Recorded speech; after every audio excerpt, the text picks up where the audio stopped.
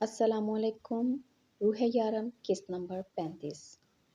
جبکہ سارم جو ان کی ہر بات کو نوٹ کر رہا تھا، یہاں یارم کی روح کی بات کاٹ کر خود بولنا اسے شک میں مبتلا کر گیا۔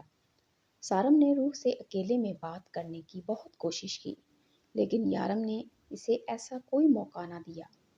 مائرہ کتنی پیاری ہے، کتنی پیاری باتیں کرتی ہے نا روح؟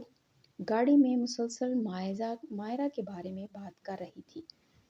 مجھے بھی بالکل جیسی ہی بیٹی چاہیے، یارم کے کہنے پر بولتی بند ہو گئی۔ اسے امید نہ تھی کہ یارم اسے اچانک یہ بات کرے گا۔ کیا ہوا؟ تم چپ کیوں ہو گئی؟ کیا تمہیں مائرہ جیسی بیٹی نہیں چاہیے؟ یارم نے مسکراتے ہوئے اس کا شرمایا ہوا روپ دیکھا۔ یارم آپ نہ پتہ ہے بہت برا ہوں۔ یارم اس کی بات کاٹ کر بولا۔ بہت اچھے ہیں آپ، وہ اس کے بازو پر سر رکھتے ہوئے بولی۔ اچھا پھر بتاؤ نا، مائرہ جیسی بیٹی کب دے رہی ہو مجھے؟ وہ پھر سے شرارتی انداز میں پوچھنے لگا۔ یارم آپ خاموش ہو کر گاڑی چلائیں۔ آپ کو یاد نہیں ہے، ڈرائیونگ کے دوران آپ کو بات کرنا پسند نہیں ہے۔ روح نے اسے اس کی بات یاد دلائی، جس پر یارم کہکا لگا کر ہنسا۔ ہاں بھائی، چپ ہو کر گاڑی چلانی چاہیے، بلکہ خاموشی سے اپنا فیوچر پلان کرنا چاہیے۔ لیکن آئس لینڈ تو ہم اپنے بچوں کو لے کے جا نہیں سکتے، تو پھر تم کیا کہتی ہو؟ ہم کہاں لے کے جایا کریں گے انہیں؟ یارم پھر شرارتی انداز میں پوچھنے لگا۔ یارم، روح نے گھور کر اس کا نام پکارا، جس پر ایک بار پھر سے یارم کا کہکا گونجا۔ یارم اپنے آفس روم میں نہ جانے کیا کر رہا تھا۔ یارم نے اس سے کہا تھا کہ سب کچھ چھوڑنے میں اسے وقت لگے گا، ایک ایک چیز کا خیال رکھنا پڑے گا۔ وہ اچانک یہ سب کچھ نہیں چھوڑ سکتا۔ روح کافی دیر اس کا انتظار کرتی رہی، پھر سو گئی۔ رات کا جانے کون سا پہر تھا جب اسے اپنے اوپر کچھ بھاری سا محسوس ہوا۔ آنکھیں کھولی تو دیکھا یارم اس پر جھکا اسے مکمل اپنی قید میں لے چکا تھا۔ بیبی، میں نے تو اپنے بچوں کے نام بھی سوچ لیے ہیں، وہ سرگوشی سے کہتا اس کی سراہی دار گردن پر اپنے لب رکھ گیا۔ یارم نے ایک نظر اٹھا کر اسے دیکھا، جہاں شرم و حیا سے وہ خود میں سمٹ رہی تھی۔ یارم بے اختیار اس کے ہونٹوں پر جھکا اور اپنے پیار کی مہر ثبت کی۔ ہمیں جلدی سے جلدی بچے کا انتظام کرنا ہوگا۔ اتنے پیارے پیارے نام سرچ کیے ہیں میں نے، کہیں ویسٹ نہ ہو جائیں۔ وہ اس سے ہونٹوں کو آزادی بخش کر پھر سے بولنے لگا، جبکہ گستاخیاں ابھی تک جاری تھیں۔ روح اس کی اس گستاخیوں کی تاب نہ لاتی ہوئی اس کے سینے میں منہ چھپا گئی۔ وہ بھاگتے ہوئے جا رہی تھی۔ یارم تیز تیز قدم اٹھاتا اس سے دور ہو رہا تھا۔ وہ اس کے پیچھے بھاگتی اسے پکار رہی تھی، اور پھر یارم اس سے دور چلا گیا اور اس کی آنکھ کھل گئی۔ اس نے اپنے آگے پیچھے دیکھا، جہاں کمرے میں وہ بالکل اکیلی تھی۔ وہ تیزی سے باہر آئی۔ اس وقت وہ صرف یارم کو دیکھنا چاہتی تھی۔ باہر آ کر اس نے شفا سے پوچھا تو اس نے کہا کہ یارم کام پر جا چکا ہے۔ اس کی بے چینی حد سے زیادہ سوار ہونے لگی۔ یارم اپنے کام پر جا چکا تھا۔ اس نے اپنا فون نکالا اور باہر آ کر یارم کا نمبر ملانے لگی۔ 2-3 بار فون بجنے کے بعد بند ہو جاتا، لیکن یارم آگے سے فون نہ اٹھاتا۔ اسے مزید گھبراہٹ ہونے لگی۔ اس وقت اسے صرف یارم کو دیکھنا تھا۔ یا اللہ، یارم بالکل ٹھیک ہوں۔ وہ اللہ سے دعا مانگتی، بار بار فون ملاتی، لیکن یارم آگے سے فون نہ اٹھاتا۔ پھر اس نے ایک فیصلہ کیا اور قدم باہر کی طرف اٹھائے۔ باہر آ کر ملازم سے کہا کہ اسے یارم کے آفس جانا ہے۔ اس نے 1 منٹ سوچا، پھر اسے گاڑی کا دروازہ کھول کر بیٹھنے کو کہا اور کچھ ہی دیر کے بعد وہ یارم کے آفس میں تھی۔ معصومہ کے علاوہ اور کوئی نہ تھا جسے وہ جانتی تھی۔ اس نے معصومہ سے یارم کے بارے میں پوچھا تو اس نے مسکراتے ہوئے بتایا کہ وہ سائٹ پر گئے ہیں اور وہ فون اس لیے نہیں اٹھا رہے کیونکہ ان کا فون یہاں آفس میں پڑا ہے۔ لیکن تم اتنی گھبرائی ہوئی کیوں؟ معصومہ نے روح سے پوچھا۔ معصومہ پلیز مجھے یارم کے پاس لے کر جاؤ، میں ایک بار انہیں دیکھنا چاہتی ہوں۔ روح نے اپنے کانپتے ہاتھوں سے معصومہ کا ہاتھ تھاما۔ ٹھیک ہے روح، تم گھبراؤ مت، میں تمہیں ابھی سر کے پاس لے چلتی ہوں، معصومہ نے کہا اور اسے اپنے ساتھ چلنے کو کہا۔ روح بنا کچھ بولے اس کے ساتھ چل دی۔ میں نے تمہیں سمجھایا تھا نا کہ یارم کے ساتھ غداری کرنے کو یارم کے ساتھ غداری کرنے والے کو یارم نہیں بخشتا، لیکن تم نے میری بات نہیں سنی۔ اب تمہیں اس کی سزا ضرور ملے گی۔ ڈیول خدا کے لیے مجھے معاف کر دو، میں آئندہ تمہاری خبر کسی تک نہیں پہنچاؤں گا، میں یہ سب کچھ چھوڑ دوں گا، میں پاکستان چلا جاؤں گا، خدا کے لیے میری جان بخش دو۔ وہ روتے ہوئے اس کے پیر پکڑنے لگا۔ یارم کے قانون میں غدار کے لیے کوئی معافی نہیں ہے، صرف ایک سزا ہے۔ یارم نے ہاتھ میں پکڑے بلیڈ کی طرف اشارہ کیا اور اس کے ساتھ ہی وہ بلیڈ اس کی کلائی پر چلانے لگا۔ آدمی درد سے تڑپنے لگا اور اس کے چیخنے چلانے کی آوازیں دور دور تک جا رہی تھی۔ یارم کا بلیڈ کسی سانپ کی طرح رینگتا ہوا اس کے جسم پر چل رہا تھا۔ اس کے جسم پر سرخ لکیریں بن رہی تھیں۔ وہ اونچی اونچی آواز میں رو رہا تھا، لیکن یہاں ترس کھانے والا کوئی نہ تھا۔ ڈیول پلیز جلدی کرو، میرے کان میں درد ہونے لگا ہے، شارپ نے کہا۔ جلدی نہیں، مجھے مزہ نہیں آئے گا، یارم نے مسکرا کر کہا۔ ڈیول پلیز جلدی کرو، مجھے اور بھی کام ہے، خضر نے کہا۔ تم لوگ کبھی بھی سکون سے مجھے میرا کام نہیں کرنے دیتے۔ یہ کہتے ہوئے یارم نے بلیڈ اس آدمی کی گردن پر دے مارا۔ پھر آدمی کی چیخ کے ساتھ ایک اور چیخ بلند ہوئی۔ یارم نے پلٹ کر دیکھا جہاں روح زمین پر بے ہوش پڑی تھی۔ یارم نے جیسے ہی پلٹ کر دیکھا، روح زمین پر بے ہوش پڑی تھی۔ وہ تیزی سے اس کی طرف آیا اور اسے اٹھانے لگا۔ کیا ہوا ہے؟ اسے کون لایا ہے یہاں پر؟ اسے یارم نے غصے سے معصومہ کی طرف دیکھا جو خود بری طرح گھبرائی ہوئی تھی۔ سر مجھے نہیں پتا تھا کہ آپ لوگ یہاں اس لیے آئے ہیں، آپ لوگ تو بات کرنے آئے تھے۔ روح کافی گھبرائی ہوئی تھی، اس لیے میں اسے یہاں لے آئی۔ معصومہ نے اپنی صفائی پیش کی، جبکہ یارم کا دل چاہا کہ وہ اس کا منہ توڑ دے۔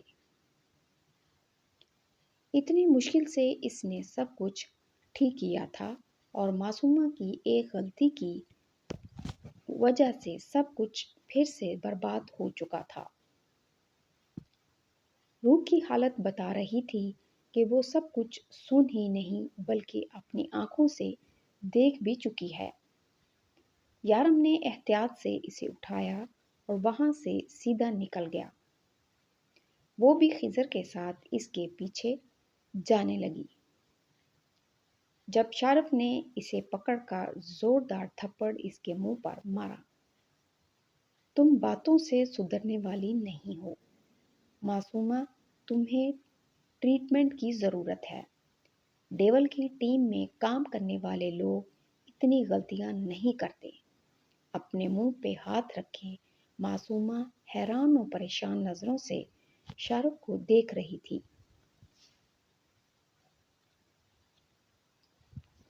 جبکہ اسے اس کی غلطی بتا کر سزا دے کر شارف یہ جا وہ جا ہو چکا تھا۔ وہ اسے سیدھا لے کر گھر آیا تھا۔ ڈاکٹر گھر پر ہی اسے چیک کر رہا تھا۔ شارف، خضر، معصومہ، لیلی سب لوگ یہاں پر تھے۔ سب لوگ اپنی اپنی جگہ پریشان تھے، لیکن یارم کی حالت ان سب سے مختلف تھی۔ وہ ایک سیکنڈ کے لیے بھی آرام سے نہ بیٹھا بلکہ مسلسل ٹہر رہا تھا۔ وہ شاید آگے کے بارے میں جانتا تھا۔ کتنی مشکل سے اس نے روح کو اپنا اعتبار دلوایا تھا اور سب پر پانی پھیر چکا تھا۔ معصومہ کتنی بار اس کے قریب آ کر معافی مانگنے کی کوشش کر چکی تھی۔ معصومہ میں اس وقت کچھ نہیں سننا چاہتا، کچھ بھی نہیں۔ اس نے الفاظ الگ الگ کر کے ادا کیے تو معصومہ خاموش ہو کر بیٹھ گئی۔ معصومہ جانتی تھی کہ شارف اس سے ناراض ہے۔ وہ پہلے سے ہی اس پر بہت غصہ ہے۔ اب تک معصومہ نے جو اس کے ساتھ کیا، اس کی وجہ سے شارف اس سے سیدھے منہ بات نہیں کر رہا تھا۔ لیکن پھر بھی معصومہ اتنی بڑی قصوروار نہ تھی۔ اس نے شارف کو کبھی نہیں کہا تھا وہ اسے چاہتی ہے یا اس سے شادی کرے گی۔ اس نے تو ہمیشہ شارف کے جذبات کو بھڑکنے سے روکا تھا۔ اس نے ہمیشہ یہی کہا تھا کہ وہ یہاں صرف اپنے باپ کی موت کا بدلہ لینے آئی ہے، نہ کہ گھر بسانے۔ جبکہ لیلی اب اپنا سارا وقت خضر کے ساتھ گزارتی تھی، وہ خضر کو سمجھنے لگی تھی۔ وہ بظاہر ایک دوسرے کے دوست ہی تھے، لیکن خضر کے اندر ایک امید جاگی تھی۔ کیا پتہ لیلی اس کی محبت کو قبول کر لے۔ جبکہ لیلی کو اب خضر کا ساتھ اچھا لگتا تھا۔ فارغ وقت میں وہ اکثر اکٹھے نظر آتے، یہاں تک کہ لیلی اب خضر کو اپنا بیسٹ فرینڈ بھی کہنے لگی تھی۔ روح کو ہوش آئے کافی وقت ہو چکا تھا، لیکن کسی میں بھی اتنی ہمت نہ تھی کہ اندر اس کے پاس جائے۔ میں جا کر بات کروں اس سے، لیلی نے کہا۔ نہیں، میں خود جاؤں گا، یارم نے دھیمی آواز میں کہا۔ تو پھر جاؤ اور بتاؤ اسے، اور اب مزید کوئی بھی جھوٹ بولنے کی ضرورت نہیں ہے۔ مجھے سمجھ میں نہیں آتا ڈیول، تم جھوٹ سے سب سے زیادہ نفرت کرتے تھے، اور اپنی ہی محبت سے تم اس حد تک جھوٹ بول رہے ہو۔ خضر نے اس کے کندھے پر ہاتھ رکھتے ہوئے کہا۔ ہاں، کیونکہ میں اسے کھونے سے ڈرتا ہوں۔ خضر، میں اس سے بہت پیار کرتا ہوں، میں اسے نہیں کھو سکتا۔ وہ کہتی ہے کہ میں یہ سب کچھ چھوڑ دوں، لیکن میں یہ سب کچھ چھوڑ نہیں سکتا۔ جانے کتنے ہی لوگ ہیں جو یہ سوچ کر سوتے ہیں کہ اللہ ان کے لیے کسی نہ کسی کو ضرور بھیجے گا جو آ کر ان کی تکلیف دور کرے گا۔ میں ان لوگوں کی امید نہیں توڑ سکتا، لیکن روح سے دور بھی نہیں رہ سکتا۔ روح میری جان ہے، میں نہیں رہ سکتا اس کے بغیر۔ تمہیں پتہ ہے، روح وہ واحد انسان ہے جسے میں بنا کسی غلطی کے سزا دے رہا ہوں۔ یارم اسے دیکھتے ہوئے اٹھا اور کمرے کے اندر جانے لگا۔ وہ کمرے میں آیا، روح بالکل خاموش بیڈ پر بیٹھی تھی۔ یارم اس کے قریب آ کر بیٹھا۔ وہ تب بھی کچھ نہ بولی، لیکن جب یارم نے اس کا ہاتھ تھامنے کی کوشش کی، روح نے اپنا ہاتھ چھڑوا لیا۔ ہاتھ مت لگائے مجھے، دھوکہ دیا ہے آپ نے مجھے۔ آپ ویسے ہی ہیں، بالکل بھی نہیں بدلے۔ نہیں رہ سکتی آپ کے ساتھ، مجھے نہیں رہنا یہاں، مجھے پاکستان بھیجے، میں اپنے گھر واپس جاؤں گی۔ روح اسے دیکھ کر بولی، پلیز میری بات کو سمجھنے کی کوشش کرو۔ میں تم سے بہت پیار کرتا ہوں، لیکن میں یہ سب کچھ نہیں چھوڑ سکتا۔ تو ٹھیک ہے، مجھے چھوڑ دیں۔ روح اس کی بات کاٹتے ہوئے بولی، لیکن اس کی بات مکمل ہونے سے پہلے یارم کا زوردار تھپڑ اسے بیڈ پر گرا گیا تھا۔ خبردار جو ایسی بکواس دوبارہ کی۔ وہ ایک ہاتھ سے اس کی بال اپنی مٹھی میں پکڑتے ہوئے بولا، میں نہیں رہوں گی یہاں، چلی جاؤں گی یہاں سے، اور آپ مجھے زبردستی یہاں نہیں رکھ سکتے۔ مجھے میرے گھر والوں کے پاس جانا ہے۔ آپ ایک بے حس اور بے رحم انسان ہیں، اور آپ جیسے انسان کے ساتھ زندگی نہیں گزاری جا سکتی، بلکہ آپ کو تو انسان کہنا بھی انسانیت کی توہین ہے۔ کسی کی جان لینے والا انسان نہیں ہو سکتا۔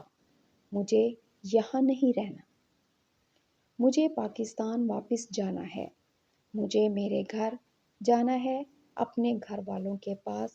وہ چلا چلا کر بولی، کون سے گھر اور کون سے گھر والوں کی بات کر رہی ہو؟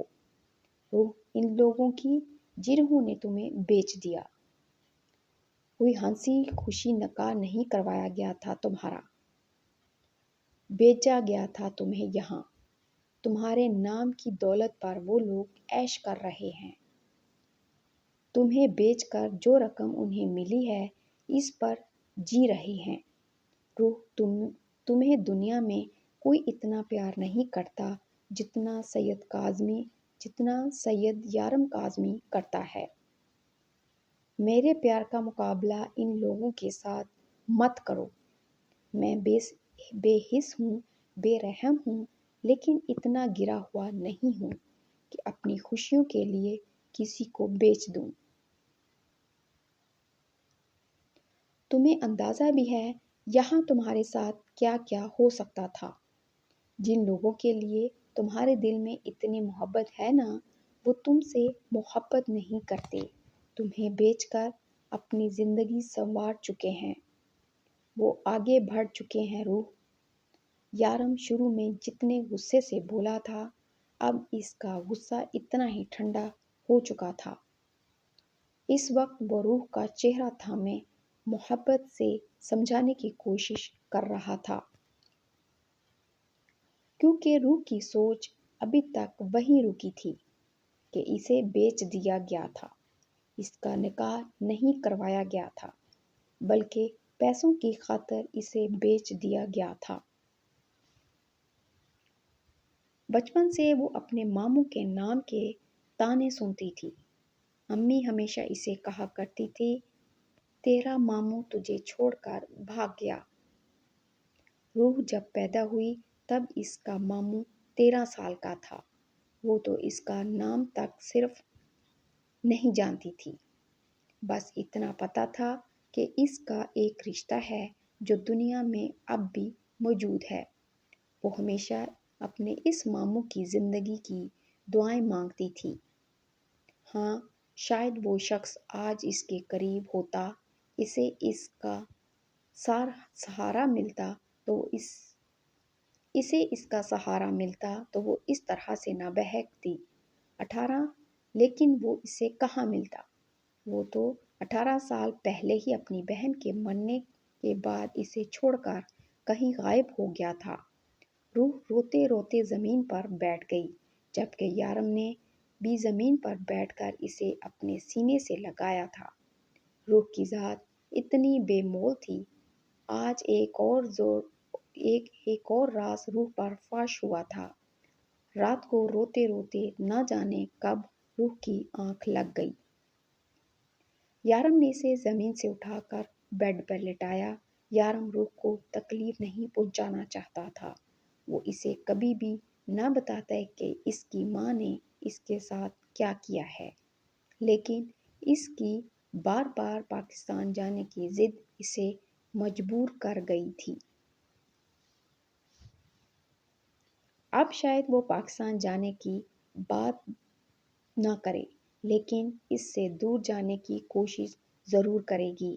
اب وہ بنا ڈر و خوف کے اس سے کہتی تھی کہ اس کے ساتھ نہیں رہ سکتی۔